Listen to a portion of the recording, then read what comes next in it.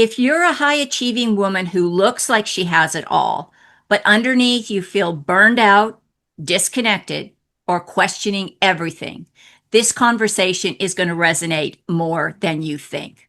Today, I'm talking with Kim Lackie about burnout, nervous system regulation, and what it really takes to rebuild your life from the inside out without abandoning yourself in the process. Kim is the founder of Sovereign Path Alchemy, where she shares her work supporting women who have spent years holding everything together, yet find themselves feeling overwhelmed, disconnected, and quietly questioning the life that they've built. After a 26-year career as a sergeant in the RCMP, serving in some of the most remote communities in Canada, Kim understands the reality of leadership, responsibility, and pushing through when there's no other option. And in addition to that amazing career that Kim had, she raised triplets and managed to get through all of this and create this amazing new service to help women deal with this process. So, Kim, welcome. Oh, great. Thank you, Marnie, for having me. I'm so excited to be talking with you today. And I'm really excited to have the chance to interview you. And just as a full disclosure, Kim and I were recently in a extended training that we did to get master practitioner certification in a few different modalities. So I know Kim personally. We got to work together a lot in the course, and I just think that her support is something that a lot more women could find of use, especially when they're dealing with that nervous regulation or irregulation, burnout, and really having that feeling of just feeling disconnected. So, Kim, tell us a little bit. I gave a very brief history of your life, but tell us a little bit about your story because what you're doing now is very different than the role that you played as a sergeant in the RCMP. Yes, very much so.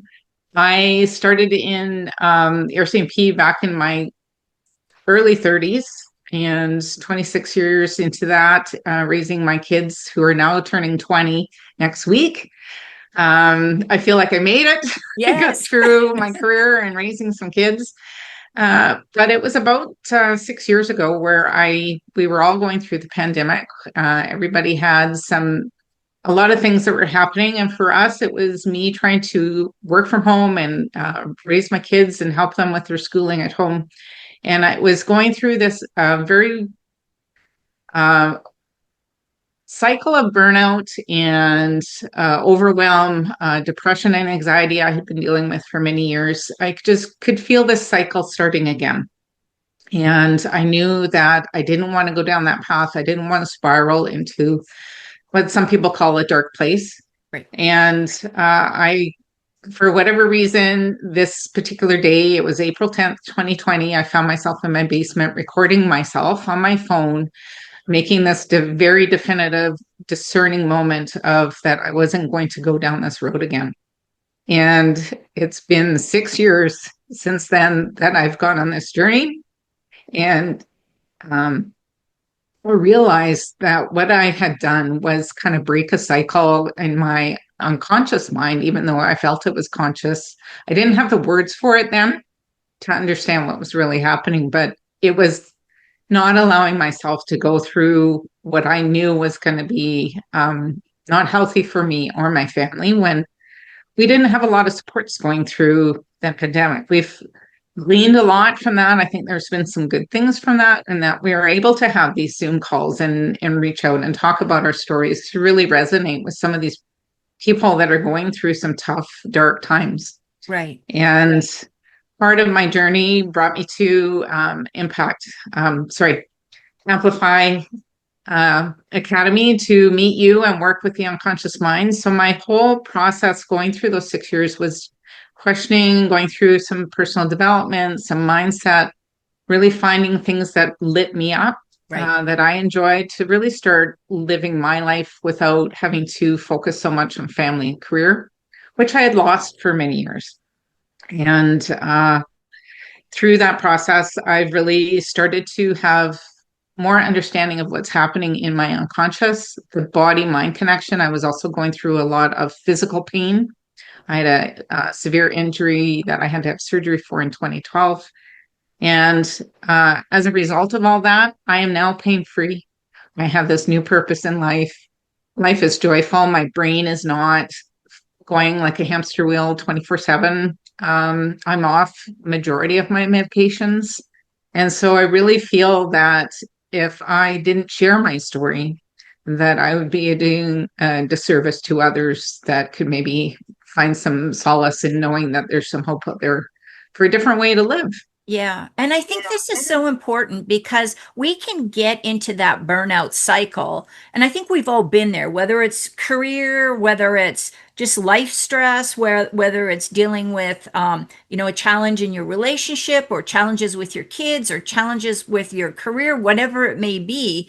Um, we can get in that burnout pattern and we can live there and not even kind of realize there's a problem. That's what I notice Yeah. is until all of a sudden we have that breakthrough moment where all of a sudden that kind of just drops off or we work through it and then we're like, Mhm. wow, I spent years in that, maybe not dark place but definitely not a bright place, and where there just was very limited sense of who you are and what you're doing and what you want to do. So I think this is really Yeah. important for women in particular. I mean, it happens to men as well, but for a lot of women, it is the got to be the perfect mom, got to be the perfect career person, got to keep the perfect house, got to be a part of the community, taking the kids to snacks at the baseball game, whatever it might be. There's so many, I have to do this, I must do this, that we Yeah. lose ourselves. Yeah. Very, very much a lot of those shoulds. I should be doing this, should be doing that. And what I found too was that I was trying to live a life according to some invisible, unintangible, whatever that thing was that would make people like me, that I would be needed. And I was almost making this world of like I was never going to attain whatever that was. Right. And not having even the space to even think about what is it that I wanted because I was so filled into my responsibilities at work and needing to be there and trying to keep my family life at least functional, going to kids activities. My husband's also a law enforcement doing shift work, and so a lot of the home life was like him be away whether he was traveling or whatever. So I really felt that it was all my responsibility to keep things together. What I was actually doing was taking away power from him and power from my kids from learning that just because things aren't perfect doesn't mean it's not a good way to live. Right. And so, like, having that perfect idyllic is not the goal. You're right. And I was talking to, gosh, I can't even remember. So I don't want to say because I may give the wrong person's name here. The joys of senility creeping in. I was talking to this Dr. Tamara Wright. That's Dr. Tamara Wright. That's who I was talking to. And she said that burnout is most often associated with high achieving women. And so high achieving doesn't necessarily mean you're in the C-suite or you're running a Fortune 500 company. It means that you have a very high achievement level bar for yourself. And that Mhm. that may mean you want to keep a perfect house, or you want to have, you want your kids to be doing perfect at school, or you want your spouse to look perfect, or you want your family to present as perfect. Those can all be that impossible bar. And you're right, no matter how close we get to it, there's always somebody that's a little bit better that we're looking to and going, that's what I need to do. Yeah. Yeah. And then when challenges arise, whether that's, financial challenges or your kids are having challenges at school, it's like an attack.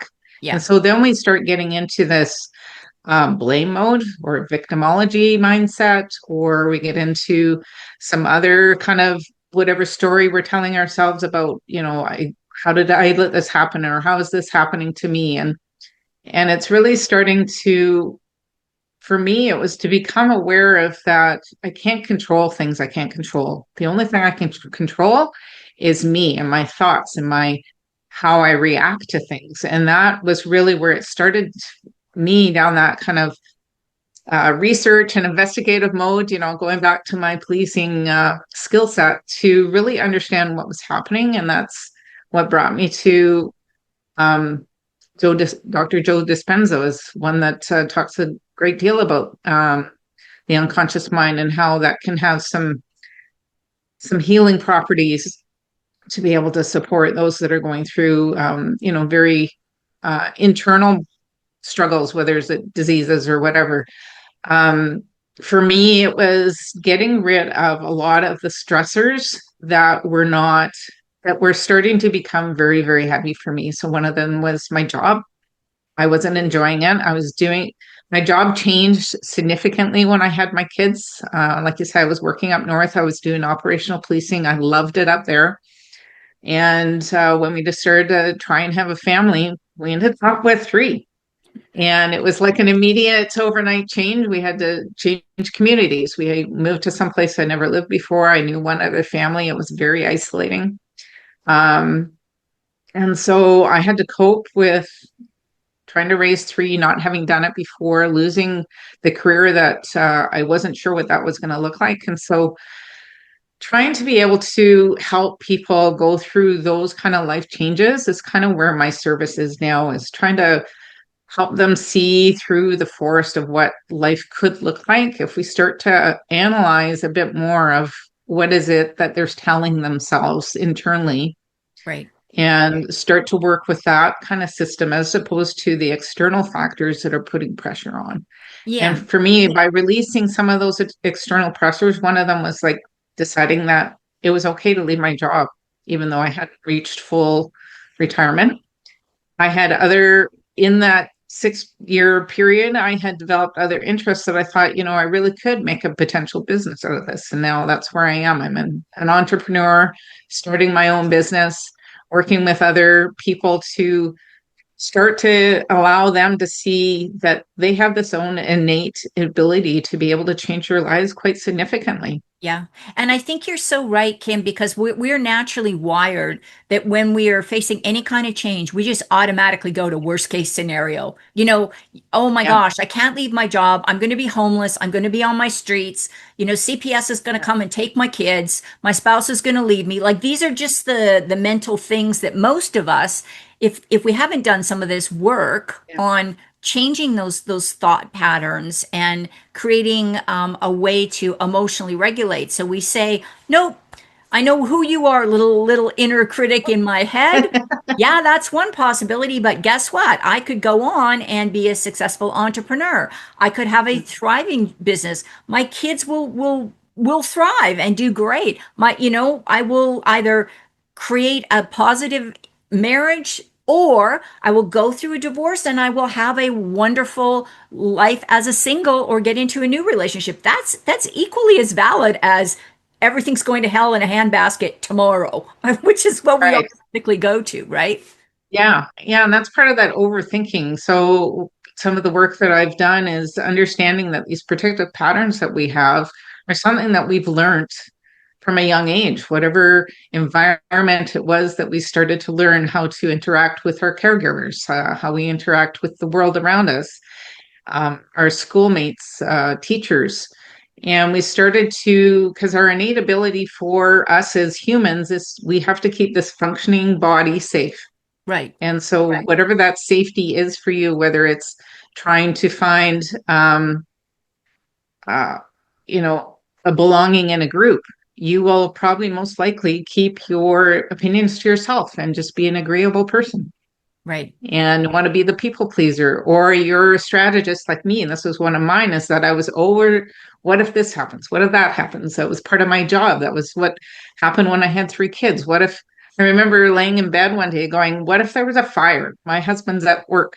How do I get three babies down the stairs and out the door? Like these are the kinds of things I was thinking about Right. because I wanted to keep my family safe. So, yes, I can have these plans in place, but when it overtakes your whole Mhm. way of being, it limits you from getting good sleep. It is like the total function of what you wake up with in the morning, and that's how you live your world for the day. These are the things that your nervous system starts to be overly heightened. Yeah. And if you're not paying attention to what the body is doing or telling you, that little ache in your neck or you got back pain or whatever, these are the ways that the body and the unconscious mind are trying to tell you that something needs to be addressed. Right. And this is actually really something, The Body Keeps the Score is an excellent book if you want to read a little Hmm. bit more by Bessel van der Kolk. It's an older book, but it really does have a lot of information about, and there's a lot of research on how trauma and anything that's a change that negatively impacts you can be considered trauma. There's obviously different degrees, but the thing that you were mentioning, Kim, that I thought was really so important is that being prepared is great, but when the preparation becomes, or the fear of something else happening starts to overwhelm you, it shuts down everything. I have a client I worked with in the past, who ran her own business, an extremely successful business, and multi-state, multi-location business. And when she was going through her divorce, she was so afraid of the harassment that was coming from her soon to be ex partner, that she stopped opening her emails. Well, if you're a business owner, you can't not open your emails. And, Right. she realized what was going on and reached out for some help. But if that had gone on much longer, she had already lost a couple of contracts because she had missed deadlines to submit proposals and things like that. This can really derail you on more than just you're almost petrified or paralyzed about what to do. Yeah. And sometimes, if she had gone into that whole response of not responding to the emails, she is perpetuating a situation that she may blame her spouse or ex-spouse for, but it's her own reaction to the potential of something that she's imagining Right, to cause her business to start to cycle down the drain. right, And right. when we get into situations where we're feeling, and this was a big thing that we were taught in training, is when we get into situations where we're being fearful or we're scared, we get tunnel vision. Yes, We lose dexterity in our fingers. Our body starts to shut down and protect the organs. And so that's no different than if you're in a fearful, the situation's different, but the body reaction's the same. right, We react the same when we're scared. right, So we start to get these blinders and we don't have the clarity of mind to see that there was maybe some other things that she could do, like maybe changing her business email right, and eliminating her personal email that her husband had from absolutely every technology that she had so that she could create space that I know that there's a potential that he may have an email here. So I'm going to make sure that it's only going to be this particular day of the week that I open my phone or whatever to see if there's an email from him. So sure. that you can ground yourself, prepare yourself for that, and knowing that this is the time I'm taking responsibility and creating a boundary for myself because I know I can't deal with that on a Monday to Friday when I'm dealing with my business. Right. And And that's taking a bit more of the control back for her. yeah, and I think this is where coaching or mentoring or whatever service you choose to use, this is where it really helps, Mm-hmm. because as a coach, as somebody who doesn't have any emotional connection to what's going on, you can ask questions to help clients go, yeah, I could do that. Or yes, I could, automatically fire every email from certain addresses into a folder that I only open Mm-hmm. Fridays or Tuesdays or whatever day. But like you say, when you're in that fearful situation, you can't see the opportunities. They're just, all you can see is the thing that No. you're fearful of. So I think this is a perfect time to Yeah. talk about this, Kim. You are kindly offering a gift for everybody. Since we're talking about patterns, let's talk about the gift that you're offering. Yes.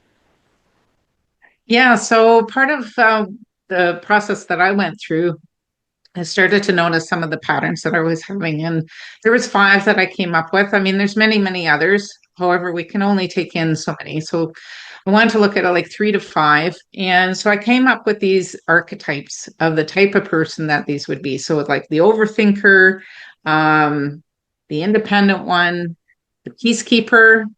Where are the other two? Sorry, I haven't looked at it for a while. The high achiever and the silent holder. And so each one of these has a particular thing that they do when they're feeling um, in that kind of response mode. And I wanted to start to have people that go through the quiz to start to have a bit more awareness, conscious awareness of what was happening underneath. You know, we tell our stories that I have to go and appease, like for me, I had to go and appease a family member because I didn't want to have to deal with whatever their opinion was going to be. And so I would always just agree. Right. But it was causing a lot of friction in my personal life with my husband because he's like, why are you agreeing to that when it's not something you want to do? Blah, blah, blah. So, anyways, I started to reframe what that was. So, for me, even though it was a peacekeeper, inside of me, I was saying I was a warrior princess that knew that I needed to maybe take on that challenge when it came to my mom, but I didn't have to do it as an overwhelming kind of um, behavior or identity of myself. And so I started to have a bit more of a different frame that I would put on of what that was. Right. And then as I started to understand what the unconscious mind does, I could start to work with that pattern and change it so that I'm a lot more comfortable now in speaking my opinion because I know it's coming from me. And I can do it in a way that's not confrontational, that I can, put up a boundary and say, that's your opinion. And if you ever read Mel Robbins, she's got that book, Let Them. Let them. Yeah. That's another huge kind of aha moment to go, yeah, I can't control how she's going to react, but I shouldn't sacrifice myself and quiet my own voice. There's a time and place to kind of speak your opinion. However, it was part of this quiz is just to start to have that awareness piece, allow people to understand a bit more. And then if they want to know more, there's a guide that goes with it as well. Great. And I'm going to put the link to that quiz that you can go right into Kim's website, take the quiz and get your results. So thank you for that. Mhm. Kim, one last question, and thank Yeah, you for sharing all this sure. information. I think that just even recognizing that these patterns exist and why we do things the way we do when we're feeling this overwhelm and burnout is really informational and helps people see those kind of maybe things that they've had blinders on in the past. So, if people do want to find Mhm. out more about what you do or want to work with you, what is the best way to do that, Kim? Yeah, so I have a website. It's sovereignpathalchemy.com. So you can go in there. I'm also doing one-on-one work as a work with clients that want to go a bit deeper into this. I'm just starting to open up and launch what I'm calling Alchemy Circle. And so it'll be monthly community virtually. I live in Ottawa, Ontario, in Canada. Every turning of the wheel, so every season, we'll be having in person where we can come and actually have a more in-depth community, meditative kind of, if you're into spiritual work, a little bit more of that, though it doesn't matter if you're spiritual or not. But yeah, so if you want to learn more about how to connect in not so much in one to one, but in a group and just kind of feel that out, then I'll be offering that shortly too. Mhm. Wonderful. Well, Kim, thank you And so then much. there's always Instagram. So Kim Yeah, Lackie, Instagram or Facebook. wonderful. And Kim, thank you so much for sharing all of this information. I know that this is a tough topic because it's a little overwhelming for people to recognize that maybe some of the Mhm. things that this some of the impact of burnout, overwhelm, and emotional dysregulation may be causing them. So, thank you so much for being here today. Yes. And thank Thank you, Marty. I appreciate it. Yeah. And thank you everyone for listening in. And don't forget, since this is a YouTube, be sure that you like, comment, and subscribe. And don't forget to check in for the next Spotlight on the Divorce Expert.